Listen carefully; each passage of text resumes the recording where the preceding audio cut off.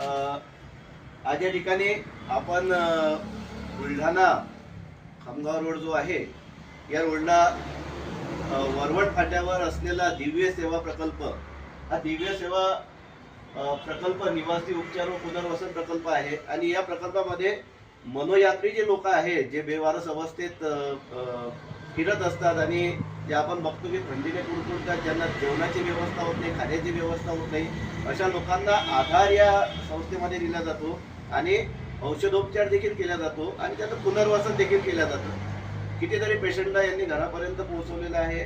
आमचे दादा श्री अशोक काकडे आणि त्यांचे सर्व टीम हे काम करत आहे। आज आम्ही शेगाव, संतनगरी शेगाव मधून आलो। संतनगरी शेगाव मधून बरेचसे मनोयात्री आम्ही या प्रकल्पामध्ये आणून दिले आहेत। त्यापैकी आज ह्या मावशी आपल्याला दिसत आहेत आणि यांच्यासारख्याच दुसरे एक मावशी आम्ही आणलेले आहेत।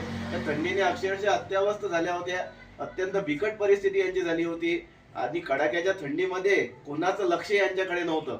अक्षरशः निवडणुका होऊन गेल्या, पण मतदारांच्या मागे धावत धावत सर्व उमेदवार होते, पण या लोकांकडे कोणाचं लक्ष नव्हतं। या लोकांकडे लक्ष देण्यासाठी कोणाला कधी गरज वाटली नाही, परंतु आमचे कमलेश दादा या ठिकाणी, कमलेश गोयल सामाजिक कार्यकर्ते आहेत, यांनी मला फोन केला आणि आमचे विशाल भाऊ सांगोळे या ठिकाणी आहेत।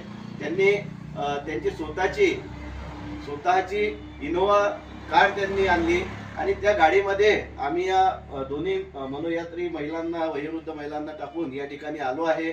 खरंच अशा लोकांची या समाजाला गरज आहे आणि या सेवाभावी वृत्ती जर असली तर निश्चितच अशा आपल्या या बांधवांचं पुनर्वसन होऊ शकते।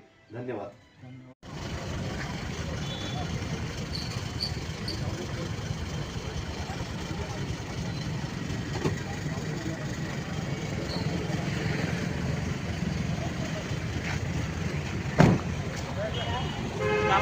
चला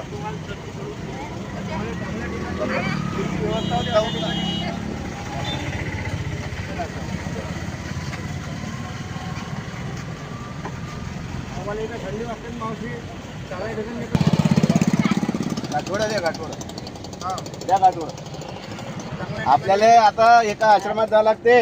आश्रमात तुम्हाला चांगलं जेवण तिथं भेटते सगळं। व्यवस्था होते तिथं। चपला द्या, चपला द्या मावशीच्या। हा कपडा कोणता कपडा काय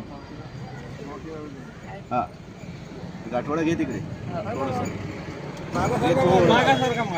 सर मागं बसून रेटून बसा। बस बस, ते चप्पल घ्या दोन्ही कचोऱ्या खातात उभी आणि आज तुमच्या जवळ सर का फटका मागं करा, मागं मागं मोठा मागं।